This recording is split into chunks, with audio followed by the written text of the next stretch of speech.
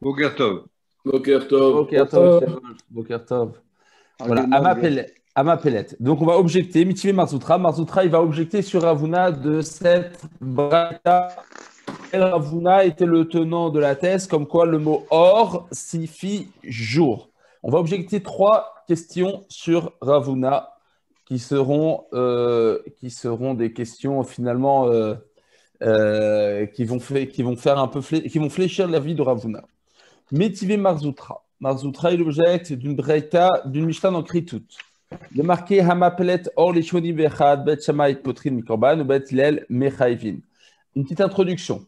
Lorsqu'une femme, elle accouche, si c'est selon la Torah, pas selon la Lacha, selon la Torah, si c'est un garçon pendant 7 jours, eh bien, coûte que coûte, elle est tamée, puis 33 jours, elle est tahor. C'est-à-dire que même si elle voit du sang apparaître, pendant 33 jours après les 7 jours de Tahara, elle est tout le temps Théora. Et si c'est une fille, c'est 14 jours plus 66. Ce qui fait en tout 80.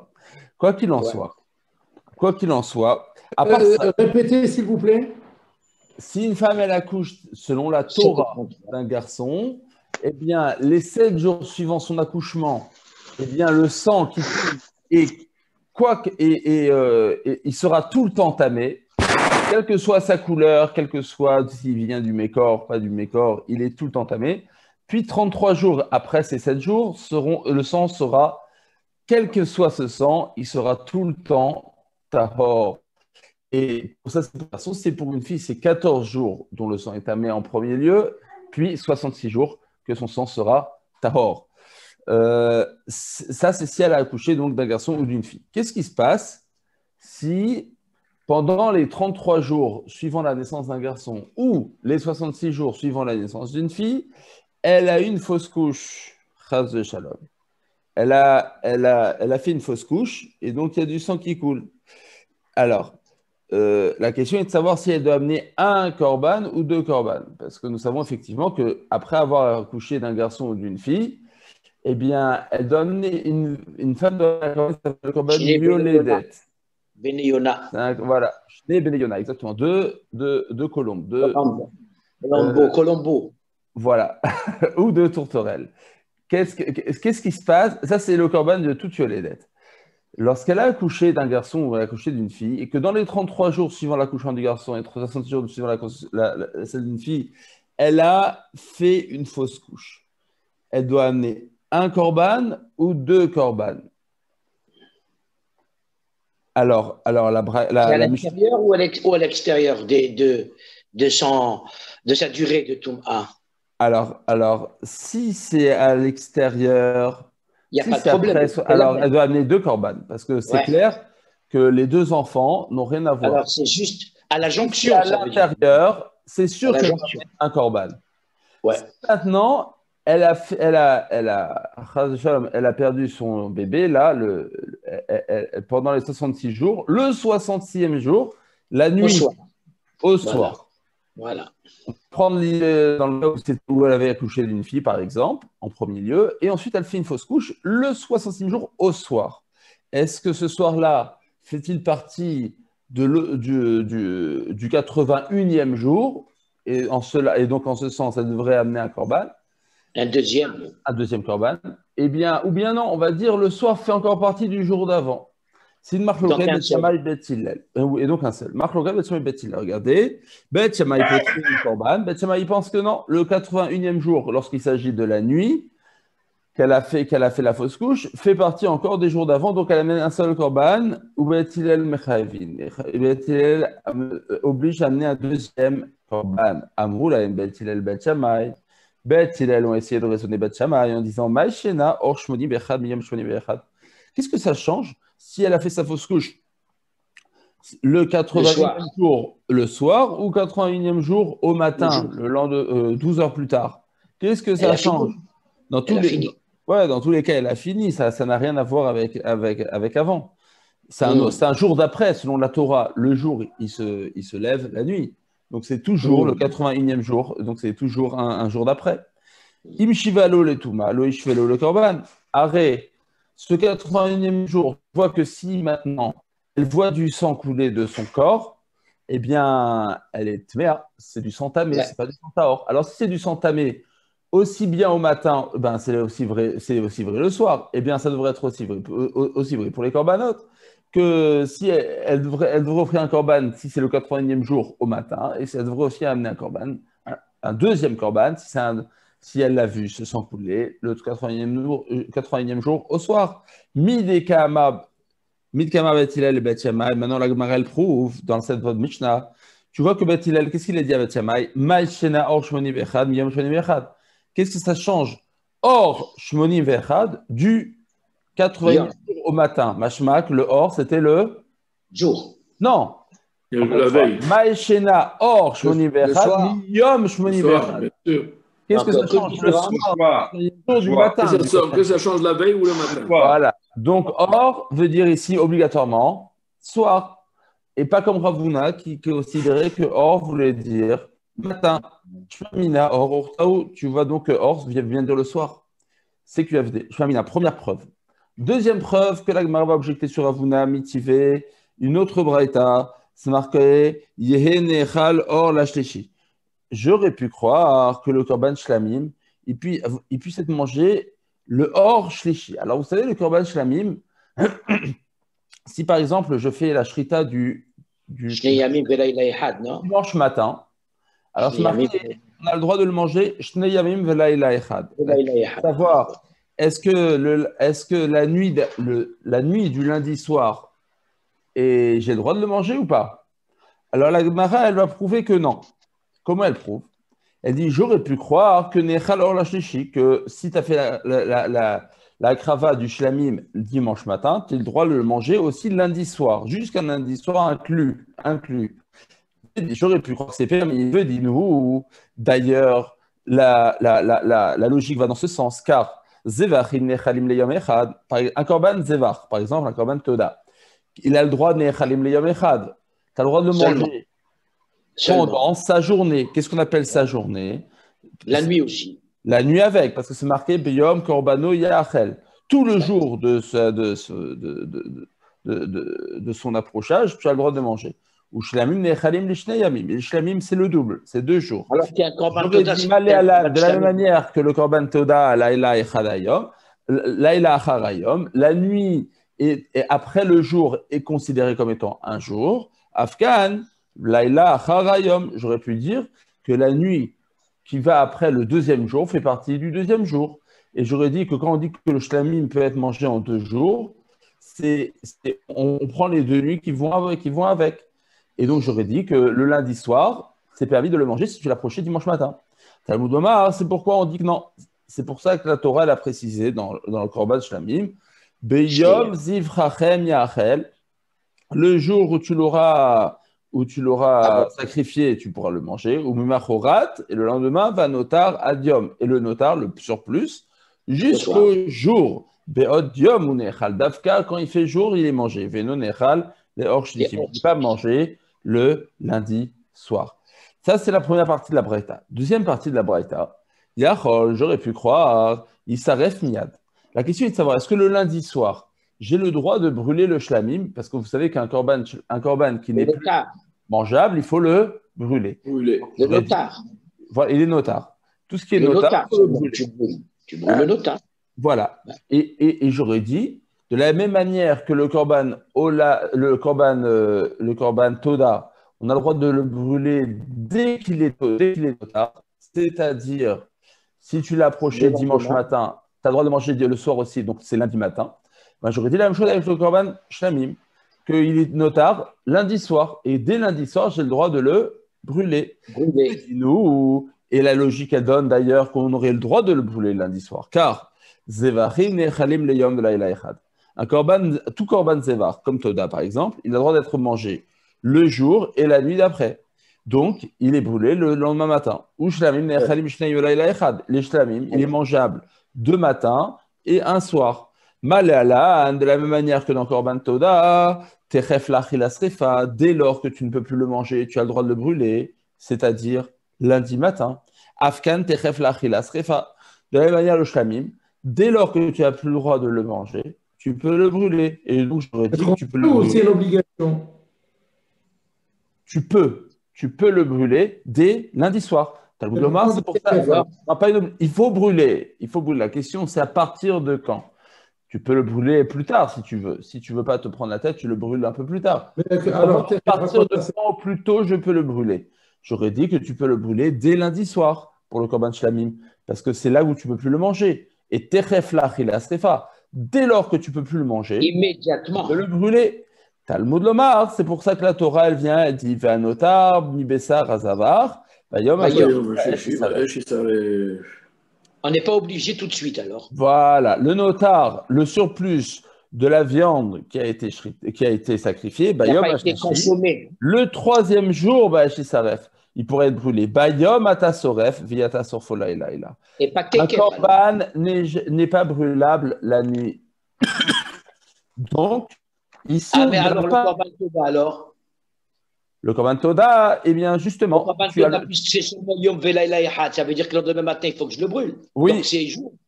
Alors, dans ce cas-là, c'est Tekef alors. C'est Il y a une Tekef. différence entre Shlamim et Toda alors. Ouais, parce que korban toda, que c'est le matin, c'est Et bon. Yom Mais le korban Velaïla. shlamim, tu ne peux pas brûler la nuit. On ne brûle pas un korban la nuit. Donc on le brûle le lendemain. Donc, il faudra le brûler mardi Et le matin. Toda, oui. Le Toda, oui. Et voilà. Et on ne dira pas, comme dans le Toda, Techef la achila srefa, immédiatement après la manger, tu peux le brûler. Mid Kamar, en tout cas, quoi qu'il en soit, du Lachon de la Braïta, Mid Kamar, puisqu'il a été dit Yehe nechal or la shishi, que c'est possible que le Korban Shlamim soit mangé le troisième jour, Alma, or, urtaou. Tu vois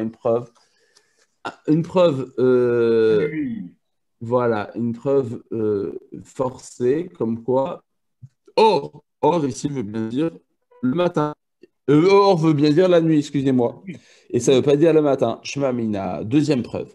Donc on a deux preuves contre Ravuna, que or veut bien dire le soir et non le matin. Troisième preuve, et on va. Non, on aura quatre preuves. On aura quatre preuves, excusez-moi. Troisième preuve, Tashma. Vous êtes avec moi? Non, non, je n'ai pas compris la fin là. Dans la Braïta. Où est le problème Voilà. ici? Là, On t'a jamais dit qu'il fallait le consommer dans la Braïta, le ici. troisième jour au matin. Regardez, ici c'est marqué dans la Braïta. Venu nechal le or shlishi. Or shlishi, ici, obligatoirement, la Braïta, elle fait référence au soir. Puisque la Braïta, elle essayait de savoir si on le brûle le lundi soir ou le mardi matin. Donc, lundi soir, c'est or shlishi. Mais on a dit qu'on ne peut pas Donc, tu vois brûler que dans la Braïta. Non, mais c'était on avait une avamina avant qu'on amène les psukim. Avant qu'on amène les psukim, on avait une logique de croire que si c'est comme Toda, si Shlamim c'est comme Toda, il serait permis de le brûler lundi soir. Comment ça se traduit dans la Braïta? Ne'echal le'or shlishi. Mais on a dit que la nuit, on ne peut pas le brûler. C'est vrai, c'est la maskana. Alors, on avait une avamina. Tu ne peux pas dire ça, c'est impossible. Ce que je veux savoir, Jackie, c'est le lachon. Il est mais c'est bien ce que je ne comprends pas. On ne peut pas amener une chose et son contraire. C'est impossible. Non, mais dans le lachon, on a bien compris que or shlishi, la Braïta, elle l'appelle lundi soir. Elle ne l'appelle pas mardi matin. C'est tout ça. Alors, c'est que ça. Ça veut dire là, il a ici. Ouais, obligatoirement. Ouais. Mais c'est dangereux de dire or shlishi, c'est dangereux. Voilà. Donc, le matin, quand vous me souhaitez Boker or, c'est peut-être une erreur, puisque or ne veut pas dire le matin. Dans le sens lumineux. Ouais. Non, la Gemara ici, elle dit bien que or, c'est le soir. Oui, mais dans le sens un matin lumineux. On a vu hier le pasouk vers Boker or, Anashim Shulehu. C'était Ravuna. Hier, on a dit qu'on pouvait dire Boker or, au contraire, c'est là que ça venait. C'est vrai. Là, on a dit que ça venait de là. Ouais, Jackie, mais là, on est en train d'amener des preuves qui sont irréfutables contre Ravuna. Et Ravuna, il sera obligé de céder. En tout cas, quoi qu'il en soit, on est là. Or, Taouch Mamina. On est ici. Or, Taouch Mamina. Donc, on a prouvé une deuxième preuve que le or veut bien dire le soir et non le matin. Tashma, une troisième preuve. Elle est facile, cette preuve. Or, c'est Yom Kippourim. Or, on a une braïta dans Yoma. Masechet Yoma, en fait, c'est une Mishnah, mais Masechet Yoma, où on nous dit quelle prière on fait depuis Kol Nidre jusqu'à la fin de Kippour. C'est parti. Or, Shel Yom Kippourim. Alors, comment on traduit Or Shel Yom Kippourim? Ici, il faut traduire le soir de Yom Kippour, c'est-à-dire la tefila de Kol Nidre. Vous allez voir, on est obligé de dire ça, puisque la Mishnah, elle énumère chronologiquement chaque tefila qu'on fait à Kippour depuis la veille au soir. Mitpalel Sheva. On fait 7 brachot dans la Mida, ou Mitvadé, et après on fait le vidouille. Ensuite, Shacharit, ensuite le matin. Donc vous voyez, il y a un vrai ordre chronologique. Quoi qu'il en soit, vous avez tout de suite compris que le Or Shel Yom Kippourim, il s'agissait de la tefila de Kol Nidre, donc celle du soir. Donc voilà, on a déjà la preuve. Donc, on continue quand même pour le fun. Shacharit, le matin, Mitpalel Sheva, 7 brachot dans la Mida de la Shmona Esrei, au Mitvadé, et ensuite vidouille. Moussaf, Moussaf, ça c'est Jackie qui pour Moussaf. Mitpalel dans la Shmona Esrei, Sheva. 7, au Mitvadé. Et il fait le vidouille. Mincha. Mincha, Mitpalel Sheva, au Mitvadé. Aussi 7, il fait vidouille. Bervit, Motsa et Kippour. Là où il y a tout le monde qui part en vitesse. Alors, Tanakama, il pense qu'on fait la Shona Esrei en résumé. Vous savez, c'est la Shona Esrei qu'on fait quand on est en voyage. Ouais, rapide, là, la rapide. En rapide, avec, vous savez, qui se trouve tout à la fin de la Mida, page 52. C'est un résumé, en fait, tout simplement. Un résumé. D'accord. Et à la fin, on dit Baruch Ata Hashem Shomea Tefila, et comme les voyageurs. D'accord. Pourquoi les Chachamim ont allégé? Parce qu'ils savaient très bien que les gens, ils veulent faire rapide pour casser le jeûne. Ça, c'est la Vita Nakama. Rabbi Hanina ben Gamliel Omer. Rabbi Hanina ben Gamliel n'est pas d'accord. Et il dit Mishum Avota, au nom de ses pères, Mitpalel Shumona Asar chez les Mots. Il fait les 18 prières complètes, comme on a l'habitude de faire nous-mêmes. Ipne Shetzarir Klomar Abdallah. Parce qu'on doit dire Atachonantanu. Et tu ne peux pas dire Atachonantanu si tu les résumes, si tu les fais en deux temps. Alma, en tout cas, quoi qu'il en soit, au début de la Mishnah, on a bien dit que Or, Urtaou, c'est le soir, c'est Kol Nidre, c'est le soir. Shmamina, troisième preuve contre Ravuna. Et enfin, la preuve de notre Mishnah, Tashma. Dernière preuve, la plus facile. Des Tani de Béshmuel, on a enseigné dans le Beth Midrash de Béshmuel.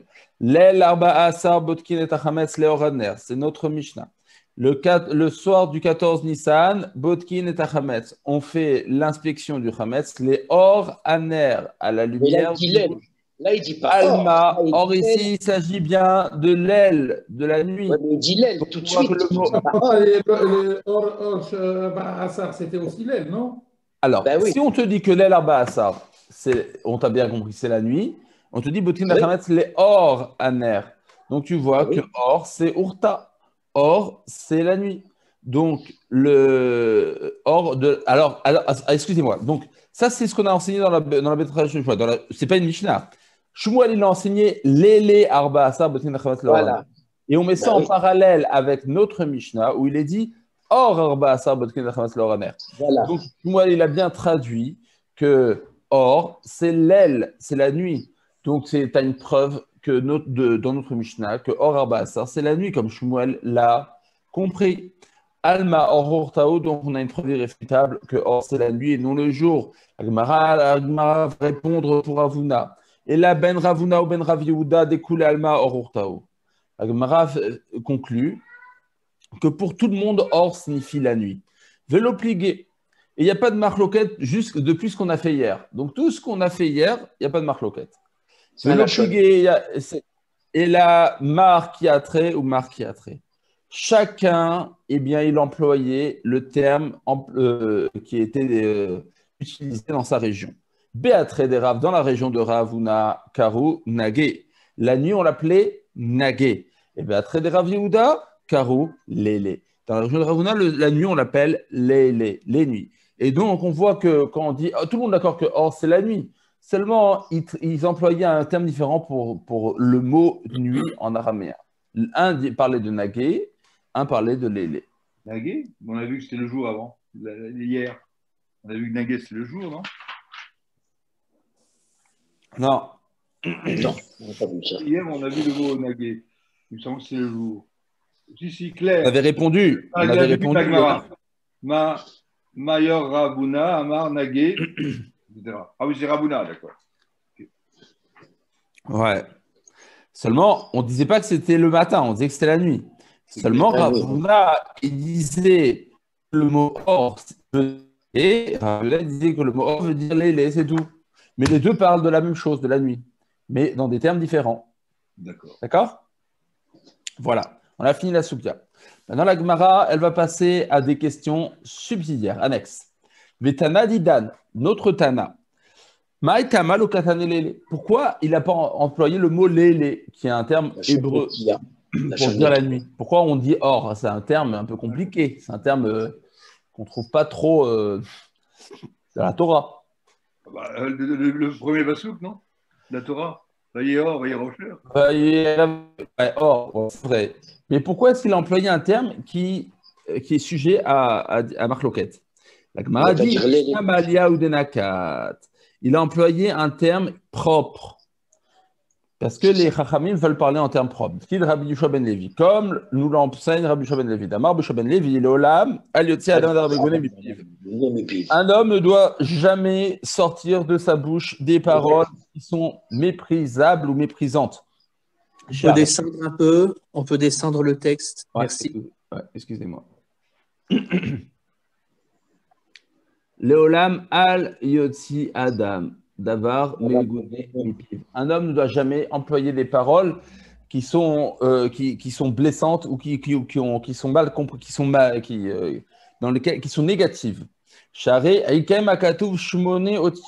Car la Torah elle-même a rajouté 8 lettres en plus dans sa Torah, afin de ne pas dire une chose qui soit négative chez Neymar, comme il est dit dans Minabema Teora, Minabema Cherena Teora. Noach, il a fait rentrer dans sa Teva des animaux purs et des animaux qui ne sont pas purs.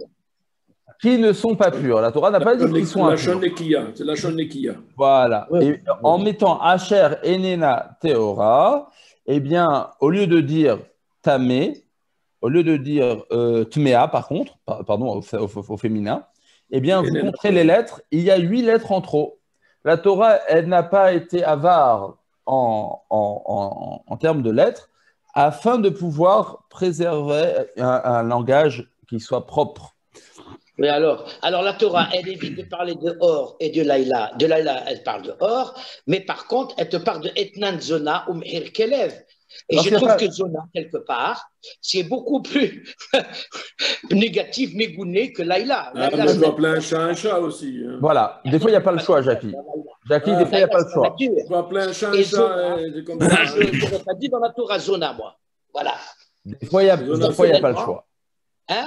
Lorsqu'on n'a pas le choix, on emploie. Laïla, c'est naturel. Il n'y a pas de. Qui tu dis zona, c'est zona comme on l'entend. Zona, ça ne veut pas dire zona comme on l'entend. Hein. Mais si. Non. La Torah a toujours la possibilité de faire des. Je ne comprends pas pourquoi la Torah, dans l'histoire de Yehuda, il a dit Aïe Hakedeshahi Ba'elaim. Et Kedesha, tu comprends que c'est zona. Et dans l'histoire de Etnan Zona, elle dit Zona. Si vraiment elle respectait le langage, elle aurait dit pour Etnan Zona, Etnan Kedesha. Tiens, c'est une très bonne question, ça. Tiens, voilà, une bonne question. Alors Jackie, ça va, on continue. Alors, Jackie, la question est bonne. Tu verras que la Gemara va poser des questions qui ressemblent aux tiennes tout à l'heure. Et tu vas voir que par les réponses que la Gemara donne, ça répond à ta question.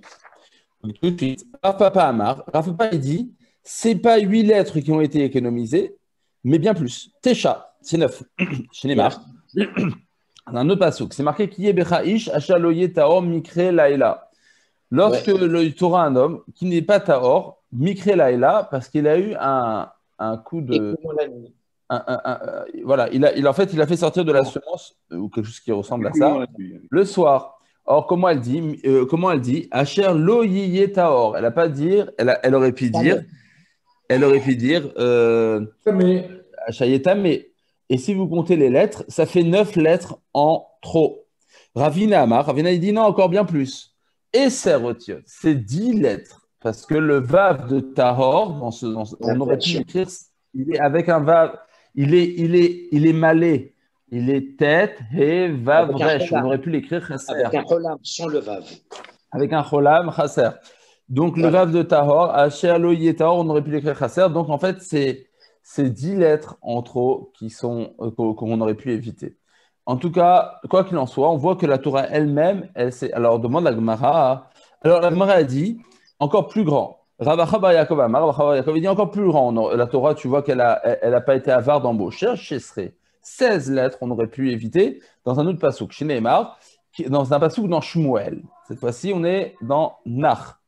Qui Amar Mikreu Bilti Tahor ou Kilo Tahor. Il est marqué, quand Shaoul Améler, il a vu que David Améler, il s'est enfui du repas qu'il avait offert à Rosh Chodesh, il a dit Mikreu Bilti Tahor, sûrement que s'il est parti, c'est qu'il n'est pas pur.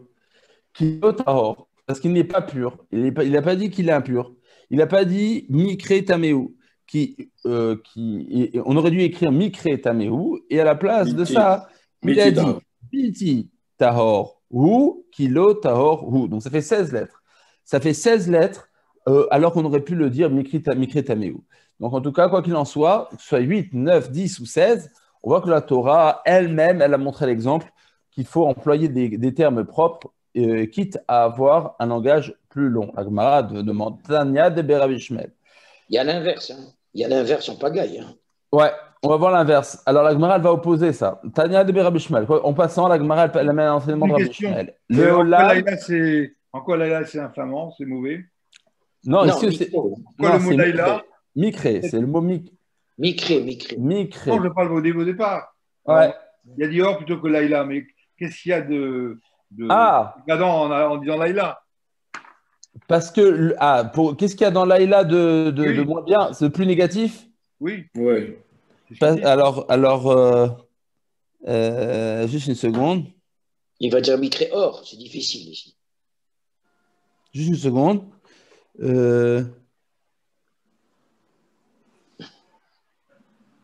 Le mot Laïla, il est utilisé dans la Torah au début. La Rocher le premier, le Rocher. Ouais, non, parce que, alors écoutez bien, parce que le mot Laïla, dit Rashi, il a une connotation de He'eder et Chisaron, comme ça Rashi dit. Parce que le mot Laïla, il a une connotation aussi de dire un manque ou un He'eder. Un He'eder, c'est un gouffre, un manque, une fosse. Une fosse, voilà. C'est quelque chose qui manque, un manquement. Donc on a préféré employer un terme où, dans sa connotation, il n'y a rien de négatif. Okay. Le mot Laïla, il est dans la Torah, dans Bereshit. Ouais, mais là, c'est clair, c'est pour dire la nuit. Tanya, alors, la Gemara va objecter des fois qu'on dit l'inverse. Tanya de Berav Shmuel, encore une fois, toutes vos questions sont bonnes, on y arrive. Tanya de Berav Shmuel. Rabbi Shmuel, il enseigne dans une braïta. Léolam, il s'appelle Adam, il est Shonekia. Un homme doit toujours raconter ce qu'il dit de ses paroles dans un langage qui soit propre. Charé, Bezav, Kerao, Merkav. Parce que tu vois qu'un homme qui est Zav, qui est Tamé Zav, qui a un écoulement, la Torah l'a appelé une toumate qui s'appelle Merkav, Chevoche. Et Isha, une femme qui voit du sang apparaître quand elle est Zava, alors que ce n'est pas une période où elle est censée en avoir. Kerao, Moshav, la Torah l'appelle Moshav. Elle ne l'appelle pas Merkav. Pourquoi? Parce que Merkav, ça veut dire que les deux cuisses sont éloignées. Et on ne veut pas dire à propos d'une femme que ces deux cuisses sont éloignées. C'est pas beau. C'est pas propre. On peut le dire à propos d'un homme. Pour une femme, c'est quelque chose qui est pas beau à dire. Donc c'est pour ça que la Torah, elle a appelé Moshav. Elle est installée, elle est assise, plutôt que parler d'une touma qui s'appelle Merkav. D'accord? Pour pas dire qu'elle a les jambes qui sont ouvertes. C'est aussi monter le cheval en Amazon. En Amazon. Voilà. Donc, tu vois que la Torah, elle a plutôt employé, alors qu'elle aurait pu dire Merkava, par exemple, Comme on a dit Merkav pour un homme, on aurait pu dire Merkava pour une femme. Non, on a préféré dire Moshav afin de ne pas dire que la femme, elle a les jambes qui sont ouvertes. Véomer, continue l'enseignement de Rabbi Shmuel. Véomer, et il est dans un autre verset dans Yov. Vetifrar lachon arumim. Encore une fois, il faut préférer un langage qui est propre chez les chachamim. Véomer, et encore une fois, on ramène une preuve pour dire qu'il faut employer Vedaat sefatai barur milelou. Qu'il faut que les da'at, l'intelligence fatal de mes paroles, barour doit être clair, milelou, et propre et clair. La Gemara dit Maï Veomer. Pourquoi on a eu besoin de 2 autres versets dans le Nar pour confirmer comme quoi il faut parler dans un langage clair? Ça y est, on l'a compris déjà du fait qu'on a choisi Merkav, Moshav et pas Merkav pour une femme. On a eu besoin d'un verset dans Yov, on a eu besoin d'un autre verset dans 2 endroits différents dans Yov. Mara répond et si tu veux me dire, Hanemile, que tout ce que Rabbi Shmuel a enseigné, il faut privilégier l'emploi d'un langage propre, bidéoraïta, c'est dans des psukim de la Torah. Peut-être que les psukim de la Torah, eux, étant donné que la Torah, elle est kedosha, elle est sainte, alors Hachem, il a été makpid que les termes employés dans sa Torah soient écrits dans des termes propres, aval bid rabanan. Et les psukim du Nar, c'est les paroles des Nevi'im, des hommes. Peut-être qu'il n'y a pas à privilégier un langage clair, un langage propre, et on peut employer un langage moins propre s'il est plus rapide. Tashma, c'est pourquoi Veomer, Vetifrar, Lachon Arumim. Que Arumim, ici, c'est les Chachamim. Que même les Chachamim ont tenu à privilégier à l'emploi d'un langage qui soit propre. Veritema, pourquoi on a besoin d'un deuxième passage dans Yov? Veritema, j'aurais pu croire à Némilé et Bidrabanan, que tout ce que c'est juste quand les Chachamim enseignent au peuple qu'ils emploient un langage propre. Aval Bemilé de Alma. Mais lorsque c'est des sujets banals, alors là, il n'y a pas besoin de s'évertuer à employer un langage propre. C'est pour ça qu'on dit Vomer Vedaat Sefatai Baro Milelo. C'est pour te dire que tout ce qui sort des lèvres des Chachamim, quel que soit le sujet, que ce soit un sujet où ils sont devant la Bama, devant l'oracle, des sujets d'orateurs ou des sujets banals lorsqu'ils sont au lit avec leur femme ou à raconter des choses à table, tout le temps, il faut employer un langage qui soit propre. Voilà, donc c'est pour ça qu'on a besoin de 3 preuves dans Rabbi Shmuel. Une de Isha, qu'on appelle ça Moshav, et 2 de Yov. Maintenant, la Gemara demande, Isha, l'octiva Merkav, on va amener plusieurs preuves que chez la femme, eh bien, dans la Torah, on parle de chevaucher. Et donc, on parle que la femme en question, dans plusieurs preuves, la femme en question avait les jambes qui étaient ouvertes. Et Vaketi, Vatakom, Rivka, Venarote, Avatirka, Venaragemalim, dans Parashat Chaye Sarah, qu'on a dit pas longtemps, on voit que Eliezer, il a fait chevaucher Rivka et ses femmes de chambre, Vatirka, Vena, et elles ont chevauché à la Gemalim. Donc, tu vois bien qu'on parle qu'elles ont chevauché. Donc, pourquoi tu n'as pas voulu employer dans la Touma un lachon de Merkav chez la femme, alors que chez Rivka, tu vois bien qu'on parle de chevaucher, donc elle avait les jambes ouvertes. Atam répond la Gemara, Mishum biatuta digmalim uchai. Parce que lorsqu'on chevauche sur un chameau, le chameau est tellement haut qu'on est obligé d'avoir une posture de chevaucher. On est obligé d'avoir cette posture-là. Tu peux pas être assise sur un chameau autrement, de peur de tomber. Uchao, c'est pour ça que la femme, lorsqu'elle est sur un chameau, elle doit chevaucher comme un homme chevauche. Mais sur un autre animal, plus petit, eh bien, effectivement, elle ne va pas chevaucher, mais elle sera assise. Et sur un vélo? En tout cas, quoi qu'il en soit, quelle que soit la posture, on n'emploiera pas le mot rochev. Bien qu'on comprend comment elle est assise, on ne va pas utiliser le mot rochev, parce que le mot rochev signifie avoir les jambes ouvertes. Va, Keti, la Gemara pose une autre question. Va, Ikar Moshe Atishto, que Moshe, lorsqu'il est parti avec Tzipora, il s'est enfui, d'Égypte, Vaikar Moshe Tishto, il a pris sa femme, Vet Banav et ses enfants, Vayar Kivem Alachamor, et il les a fait chevaucher sur un âne. Or, tu vois là-bas que ce n'est pas un chameau. Et Tzipora, il a fait chevaucher sur un âne, Mashma, avec les jambes ouvertes, que ça ne se fait pas, ça ne se dit pas. Et pourtant, ça a été écrit. Atam, répond la Gemara, et on change. Suivante. La page. Gimel.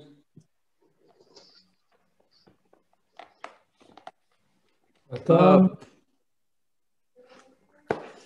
Mishum banav uchaou. En fait, sa femme, elle, sur le chamor, elle était assise, c'est ses enfants qui chevauchaient.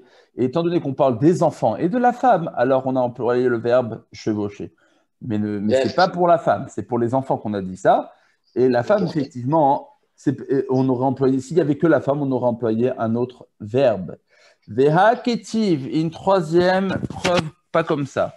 Il est marqué dans Shmuel, à propos, lorsque Avigail, elle est allée supplier David Améler, afin qu'il ne tue pas David, son mari Naval, le mari d'Avigail, que Naval était un homme qui était Chayav Mita parce qu'il avait contesté la royauté de David.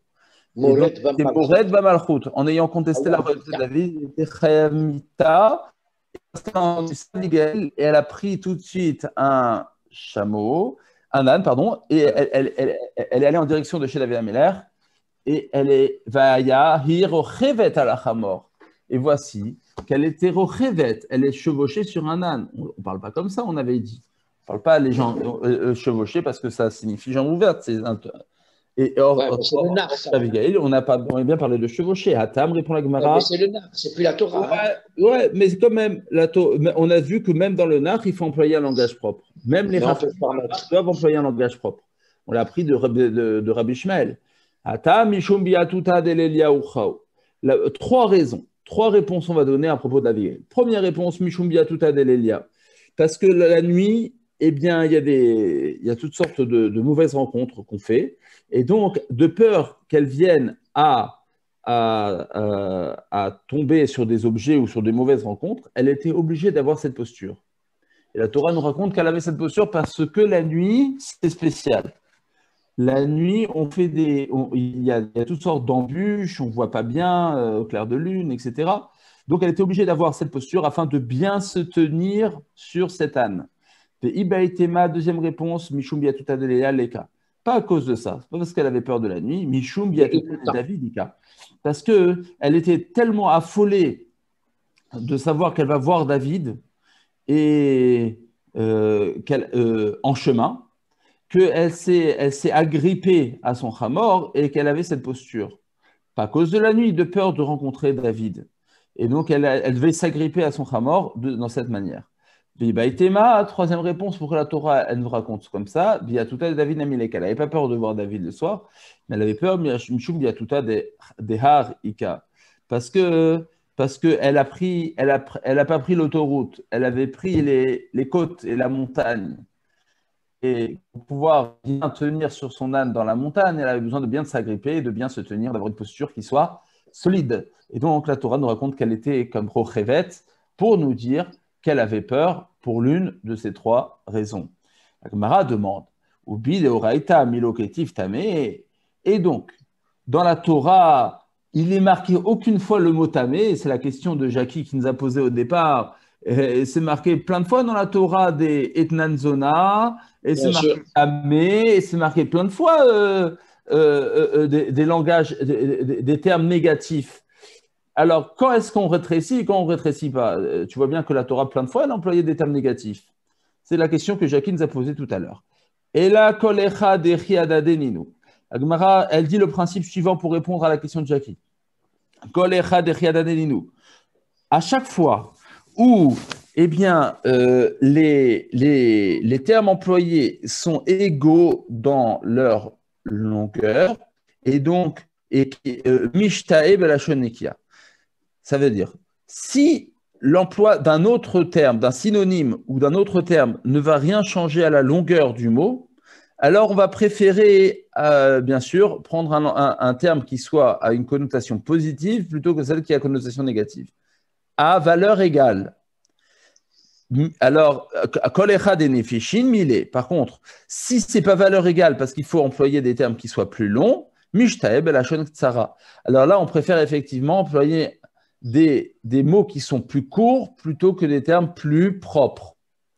Et il s'était vertué la Gemara de nous expliquer qu'elle a économisé 16 lettres avant, 10 lettres avant, 9 lettres avant, et maintenant on nous donne un coup de pied sur 7 lettres. Il faudrait savoir, on joue à quoi là? Alors, effectivement. Alors, de manière générale, le principe, il est comme ça. Tu vois que les exemples qu'on t'a donnés, en fait, c'est les exemples, c'est des exceptions qui confirment la règle.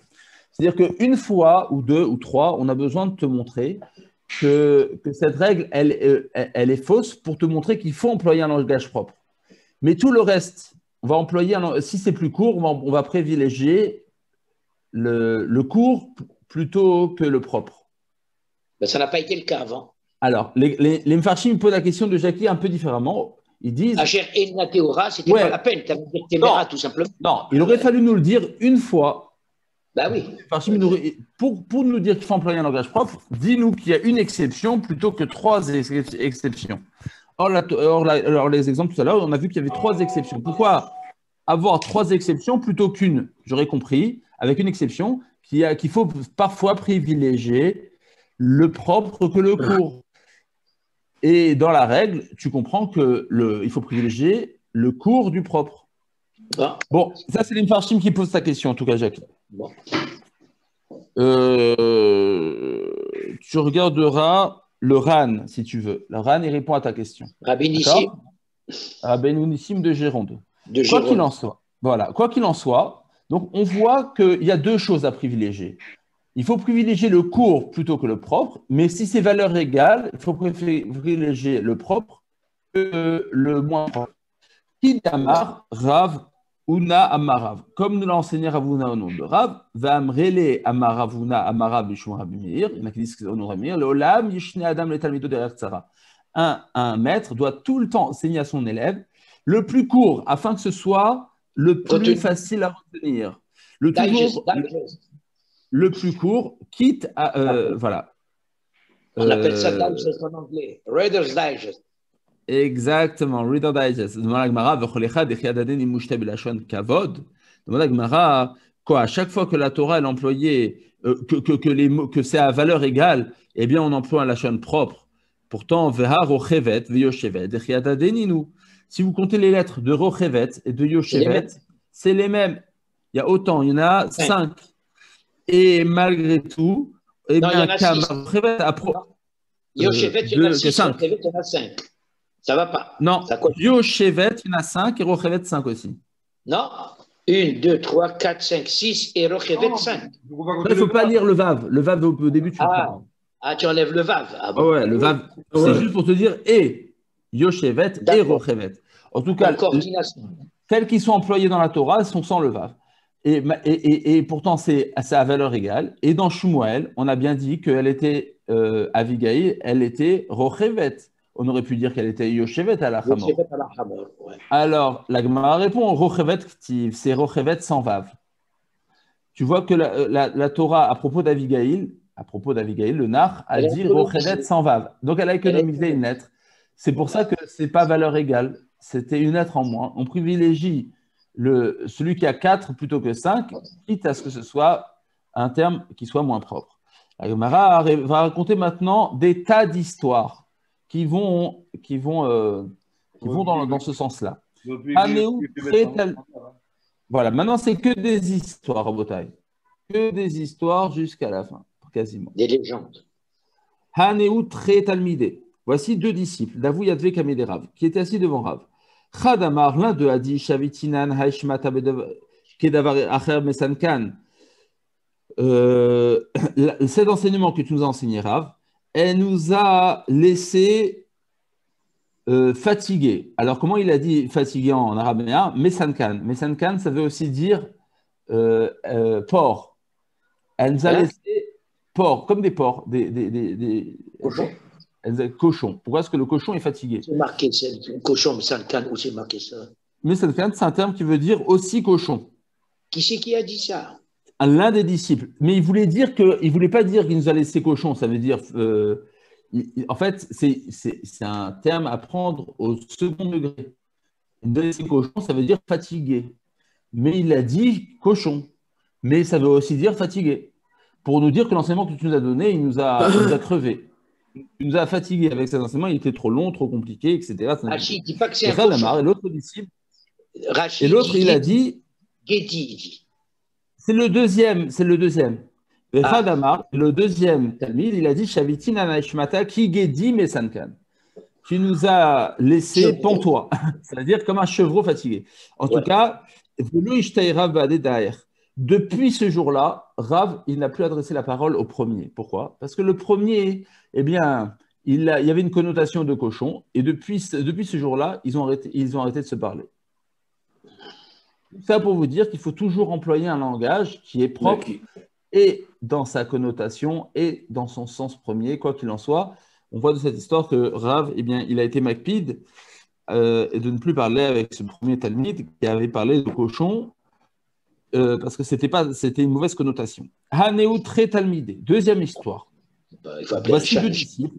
Davou Yatve Kamede Hillel, qui était assis devant Hillel. Vechad Minayehu et l'un des deux disciples, et c'était Rabbi Yochanan Zakkai. Vamrelar Kamede Rabbi. Il y en a qui disent que ce n'était pas devant Hillel, mais que l'histoire s'est passée devant Rabbi. Et l'un des disciples, Vechad Minayehu, Rabbi Yochanan, l'un des disciples était Rabbi Yochanan. Chad Amar Mfema Botzrin Betaora, Ben Moskin Betaora. Alors, une petite introduction. Vous savez que la Touma, elle se propage grâce aux 7 liquides qui sont l'eau, la pluie, la rosée, le vin, le miel, l'huile, etc. Il y en a 7 qui font que si on les touche, si un homme il touche une pomme à sec, la pomme n'est pas tamée.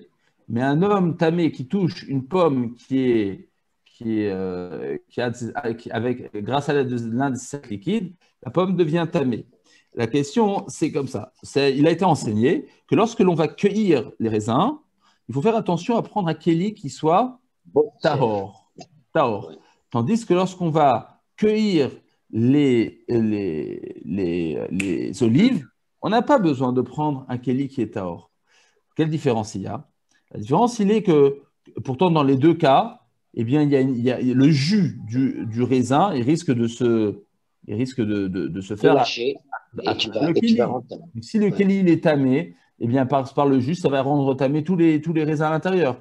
Idem pour l'olive. Quelle différence il y a? Alors, pour résumer, je vous dis directement le chilouk. Le distinguo, il est que le vin, lorsqu'il perd de son jus tout seul, il a une rachib de vin. Et donc, parce qu'il a une rachib de vin, il a une appellation de vin. Et donc, la touma se transmet. Par contre, l'appellation d'huile d'olive ne se fait qu'à partir du moment où il y a eu pressoir. Il y a une vraie pression avec un pressoir. Si ça s'est fait tout seul, ça n'a pas une appellation d'huile d'olive. Et Chami, donc, ce que tu dis, c'est pas sur ce que tu dis. Rav Aouzi, il avait écrit un bouquin à l'époque, un livre concernant précisément tout ce qui était pressoir de vin et cueillette et les vendanges. Et moi, j'avais fait les vendanges, et tu sais qu'il y a un camion donc, avec une sorte de roue sans fin qui fait monter le raisin à travers un tuyau jusqu'au pressoir. Ouais. Et au fond, il y a du jus. Ouais. On dit que ce jus-là, il n'est pas du tout tamé, même quand tu le touches, à partir du moment qu'il n'est pas passé par le tuyau. Ouais. Alpi à la fin, il n'est pas tamé. Même si le touche, il n'est pas tamé. Non, mais Jackie, c'est une autre halakha ce que tu dis. Ce que tu dis, c'est est-ce que ce vin, il a une appellation de vin de goy ou pas? Ici, on parle de Touma et Tahara. C'est autre chose. Ouais, mais si le goy il touche, tu ne peux plus le boire. Mais c'est des rabananes là-bas. Au pire, si le goy il a touché ce vin, c'est du yaïn esser des rabananes. C'est du jus. C'est pas encore du jus. Et donc, c'est un problème de yaïn esser, mais que des rabananes. Donc, c'est d'autres lois. Il y a une Touma dans les deux cas de figure. Non, il n'y a pas de Touma dans le Yaïn Nesser. Il n'y a aucune Touma. Quand je ne bois pas avec le goy, c'est quelque chose, mais que le goy touche mon vin, ça veut dire qu'il y a rien de Touma. Quelle différence y a-t-il? Non, c'est pas de tamé. C'est pas de tamé. C'est juste que les Chachamim n'ont pas voulu que tu approches du vin d'un goy de peur que tu viennes à te marier avec sa fille. Mais c'est tout ça. Ça c'est autre chose. Ça c'est la conséquence. Que ça. Mais c'est que ça. C'est des rabbanan. C'est pas une touma. Non, le vin n'a aucune touma touchée par un goy. Rien du tout. Ah, c'est quoi la différence entre Nesser et Touma, Jackie? C'est pas pareil. Ah ben voilà. Voilà. Quoi qu'il en soit, ça c'est la réponse. Mais dans la question telle qu'ils l'ont formulée les élèves à Rabbi ou à Hillel, ils ont demandé ils ont demandé pourquoi est-ce que l'on doit faire les vendanges avec un keli taor pour le vin et il n'est pas nécessaire de le faire pour l'huile. Moskin pour la pression à huile. Vechadamar, et le deuxième il a dit Mipnema botsrin betara ou moskin betuma. Il a dit clairement pour l'huile qu'on le fait betuma. Il a employé un langage, une connotation négative. Amar, alors Rabbi ou Hillel ont dit Muftach Hani Beze, que chez Moré au Rabbi Israël. Le premier qui a employé un terme qui est propre, je suis sûr qu'il sera un Moré au Ra'a, ça veut dire un bon juge dans le clan Israël. Velo Ayayamim Moatim, et quelques jours plus tard, chez Ora, au Rabbi Israël, que Rabbi Yochanan ou Rabbi Yochanan Zakkai est devenu finalement la figure rabbinique incontestable du clan Israël. Tout ça pour vous dire que celui qui a employé le bon terme, il est devenu, quelques jours plus tard, le Dayan attitré du clan Israël. Une troisième histoire qui ressemble à tout ça, Haneut Lata Kahane. Voici, il y avait 3 Kohanim. Vous savez que les Kohanim, ils recevaient une part dans les pains de propiation, c'est ça, les pains de proposition. De Shabbat en Shabbat, les Kohanim sortants qui avaient travaillé toute la semaine et les Kohanim entrants qui vont travailler dans la semaine, se partageaient les pains. Il y en a qui disent que c'est 6 et 6, il y en a qui disent que c'est 7 et 5 parmi les 12 pains, de proposition. Voilà. Et le Mishmar sortant prenait 6, l'autre dit non, c'est le Mishmar rentrant qui prenait 6, etc. Et parmi les 6 qui prenaient, ils se les répartissaient parmi tous les Kohanim qui ont travaillé, les nombreux Kohanim, les centaines de Kohanim qui avaient travaillé au temple cette semaine-là. Haneut Latakane, voici 3 Kohanim qui avaient partagé. Chadamar Leou, il a dit à ses copains, Igiani Kepol, il me revient à prendre du pain Kepol, comme la mesure d'un poids. D'une fève. Chadamar, il a dit Igiani Kezait, il me revient de prendre la mesure d'une olive. Chadamar, le troisième, il a dit Igiani Kiznav Halta'a, comme la queue d'un hérisson. Halta'a. Ouais, je crois que l'alta, c'est l'hérisson d'Irachi dans Parashat Shemini. C'est pas la belette? Ou la belette, le hérisson ou la belette. En tout cas, il a employé une connotation négative puisqu'il a fait référence à un animal non cachère. Non cachère. Batku Acharav, ils ont inspecté après sa généalogie, ou Matsubo Shemetz Pasoul, et ils ont trouvé que ce n'était pas un vrai Kohen, c'était un faux Kohen qui n'avait rien à faire au temple, qui n'était pas sous la Keuna. Demande à Gemara, comment on a pu inspecter après ce Kohen et voir et l'invalider? Vatnan, pourtant une Mishnah en Kiddushin, que Ed Botkin Minamisbeach Mala, qu'un Kohen, eh bien, si tu fais une inspection après lui, tu n'as pas besoin de faire une inspection si tu sais que ses parents, arrière-grands-parents ou arrière-arrière-arrière-grands-parents ont travaillé au temple. S'ils ont travaillé au temple, c'est un siman qu'ils étaient cachers. Or, on a fait une inspection d'un Kohen qui a travaillé au temple. Alors, on a un principe, on ne fait pas d'inspection de Kohanim qui ont travaillé au temple parce que, minastam, jusqu'à preuve du contraire, ce sont des Kohanim qui n'ont rien à se reprocher. Comment on s'est permis de faire ça? On m'a dit l'otema, alors plusieurs réponses. L'otema shemetz, deux réponses. L'otema shemetz pasoul et la ema shachatz. Pesoul. En fait, quand on a inspecté, on n'a pas vu qu'il était un mauvais Kohen, qui était halal. Non, on a vu que c'était un Kohen qui avait de l'orgueil, Gesutaroua, qui était orgueilleux, qui était Et pourquoi? Exactement, parce qu'il avait une mauvaise manière de considérer les coachim. Il le faisait avec beaucoup de hauteur, de manière hautaine. Et donc, on a un principe qu'un Kohen qui se conduit mal vis-à-vis de ce qu'on lui donne, de l'utilité de sa avoda, il n'a pas le droit de recevoir des parts de ce qui va de la avoda. Viba Itema. Deuxième réponse. En vérité, on a inspecté, on a vu qu'il était halal. On a dit qu'on ne le fait pas mala à partir du temple et plus haut dans la généalogie. Shane Atam, Deoud et Aran Avshe. L'Agmar répond, lui c'est différent. Lorsqu'on a dit qu'on ne fait pas d'inspection au temple, c'est lorsqu'on n'a pas de preuve. Tu n'as pas suspecté un Kohen alors que rien ne te pousse à le suspecter. Mais là, tout poussait à suspecter ce Kohen parce que il a montré qu'il avait de mauvaises midotes et qu'il parlait mal. Et alors là, on a le droit de suspecter et monter très haut lorsqu'on voit que c'est quelqu'un qui a de quoi suspecter.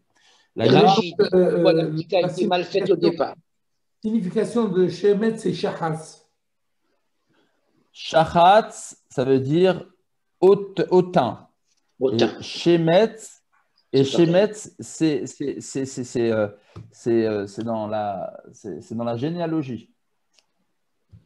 Orgueilleux, Gasrouah, il dit Rashi. Voilà. Shemet, c'est une généalogie qui n'est pas soul. Shachatz, c'est des mauvais, c'est orgueil. Quatrième histoire qu'on ramène. Haou Aramad avait Salik. Un jour, il y a eu un araméen, un goy, il montait à chaque fois, une fois par an, pour les fêtes pour le fête de Pessah. Va'achil psachim, il mangeait le korban Pessah, il se faisait passer pour un juif à Yerushalayim. Et personne n'a cru que c'était un goy, parce qu'on n'a pas suspecté un homme qui se dit juif. Et c'est une halakha dans Shulchan Aruch, on n'a pas suspecté un homme qui se dit juif. Donc ce bonhomme, il faisait croire à tout le monde qu'il était juif et il mangeait le korban Pessah. Un jour, il est venu devant Rabbi Yehuda ben Betera et il a dit Ketiv, il est marqué à propos de la Torah parle à propos lorsqu'elle parle du korban Pessah, elle dit Zot rukat Pessah. Voici le korban Pessah. Kol ben nechar lo yochal. Tout fils d'incirconcis, il ne pourra pas en manger. Parce qu'un goy n'a pas le droit de manger du korban Pessah. Et un autre verset qui dit à la suite tout incirconcis n'en mangera pas. Va'ana, et pourtant moi, haka achinam choufré choufré. Tu vois que moi je me suis permis d'en manger alors que je suis incirconcis. En fait, il l'a nargué. Il a nargué Rabbi Yehuda ben Betera, lui disant tu vois que moi je passe au-dessus des lois. Amar le Rabbi Yehuda ben Betera. Rabbi Yehuda ben Betera, il lui a dit tu vois pas que tu veux me narguer, ben moi je vais te narguer aussi. Tu vois pas que tu t'es fait avoir. Mikasa Foulach Mealia. Est-ce que vous donnez de la queue du korban Pessah? La queue, c'est, comme je dis très bien, c'est le meilleur abat. N'est-ce pas, Jackie? La queue, c'est la meilleure, tu rigoles. Tu vas en Afrique du Nord, la queue, c'est un repas exceptionnel. Voilà, c'est là où il y a la meilleure des graisses. Et ils lui ont dit, dis-moi, si vraiment tu crois que tu nous as eu, est-ce que tu crois que là-bas, ils t'ont donné de la queue? Ou est-ce qu'ils t'ont donné d'une partie la plus simple? À Marley, il a dit non, effectivement, on ne m'a pas donné de la queue. Alors Rabbi Yehuda ben Betera, il a dit lorsque tu remonteras à Yerushalayim, tu leur diras, c'est Foulim Alia, donnez-moi la queue. Et la queue, c'est le Kohen qui la prend, hein? Ouais, et la queue, c'est le Kohen qui la prend dans un korban Pessah. Donc en fait, il a fait une mauvaise blague. Enfin, il a voulu le. Qui s'agit lorsqu'il est monté cet araméen à Yerushalayim l'année d'après, il a dit à ceux avec qui il partageait le korban Pessah, mais alias c'est fouli. Cette fois-ci, vous allez arrêter de me donner l'épaule ou de me donner l'épaule ou le bourguignon, mais alias c'est fouli. Donnez-moi de la queue. Amroulé. Ils se sont étonnés, les gens. Ils lui ont dit comment est-ce que tu veux manger la queue? C'est pas possible. Aléa les gavois, ça le cas. La queue, elle revient au Kohanim. Elle est brûlée à Hachem. Amroulé. Sur le temple, pas pour les Kohanim, elle est brûlée. Elle est brûlée, pardon. Elle est brûlée. Elle est brûlée. Man amar la chachi. Qui t'a demandé d'exiger la queue? Amar Léo. Alors, Ramien, il a dit, c'est Rabbi Yehuda ben Betera. Alors, eux, ils se sont dit, Amrou, ils se sont dit, Man hay de Kaman. Qui est cet homme qui vient devant nous? Sûrement que Rabbi Yehuda ben Betera, il a voulu nous laisser des indices pour qu'on vienne à suspecter un message, pour qu'on vienne à suspecter ce bonhomme. Batou Batré, ils sont inspectés. Vashkechou d'Aramaou, et effectivement, ils ont compris que c'est un araméen. Vekatlou, et ils l'ont tué. Shal Roulé, les Rabbi Yehuda ben Betera. Ils ont envoyé une missive à Rabbi Yehuda ben Betera lui disant Shelam lach, Rabbi Yehuda ben Betera, la paix soit sur toi, Rabbi Yehuda ben Betera. Dehat, car toi, Binetzivin, qui siège à la ville de Netzivin, ou Metsuda Techa, Perusa Yerushalayim. Mais ta Metsuda, ton piège, s'est étendu jusqu'à Yerushalayim.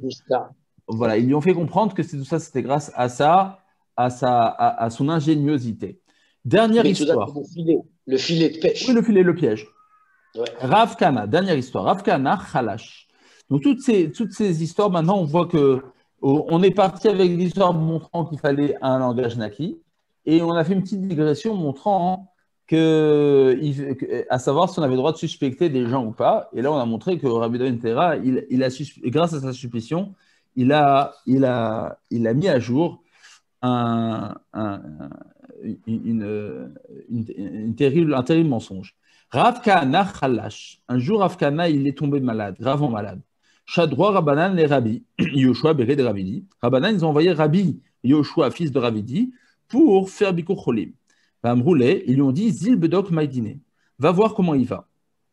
Ata, il est allé, Ashraché Denach Nafché. Et à ce moment-là, il a vu qu'il est mort. Il est décédé. Karel et le Vouché, bien sûr, il a fait Kriya, comme on a l'habitude de faire Kriya lorsqu'on est Avel et que c'est un Rav qui était un Rav Mouvak. Ve'adre les Karel Achoré. Et il a laissé la déchirure de son habit en arrière afin que les sages ne s'aperçoivent pas qu'il a fait Avelout et que Rav Kana était décédé. Il ne voulait pas être l'annonciateur de mauvaises nouvelles. Donc, il a caché la déchirure de son habit. Ubaché ve'ate, mais il est venu en pleurant. Et quand ils ont vu qu'il pleurait, Amroulé, Nachnafché, est-ce que Rav Kana est mort? Amar Léo, Rabbi Yehoshua a dit, Analo Kamina. Moi, je ne vais pas être l'annonciateur des mauvaises nouvelles, car c'est marqué, Umotsi Diba Uxil. Celui qui est l'annonciateur de mauvaises nouvelles, c'est un imbécile, dit le Michelet. Alors, encore une fois, on voit que non seulement il ne faut pas avoir des termes qui soient de connotation négative, mais même annonciateur de mauvaises nouvelles, c'est négatif. La Gemara raconte une dernière histoire. Yochanan Chakukaa Nafak le Karayata. Un jour, Yochanan Chakukaa est sorti, il est sorti dans les champs pour voir si la production de blé avait été bonne. Kiata, il est arrivé là, lorsqu'il est revenu en ville, Amroulé lui ont demandé ses copains, Chitin Nasu Yafot, est-ce que le blé, il a donné une bonne production cette année? Amar Lahem, il leur a répondu, c'est horrible Nasu Yafot. L'orge a été bon. Pour qu'ils comprennent que l'orge a été bon, mais le blé ne l'a pas été. Amroulé, ses copains, ils se sont moqués de lui. Seoubaser la Soussim Lachamorim va annoncer cette nouvelle aux chevaux et aux ânes. Parce qu'ils mangent l'orge. Dirtiv a Seorim Mateven la Soussim Larachesh.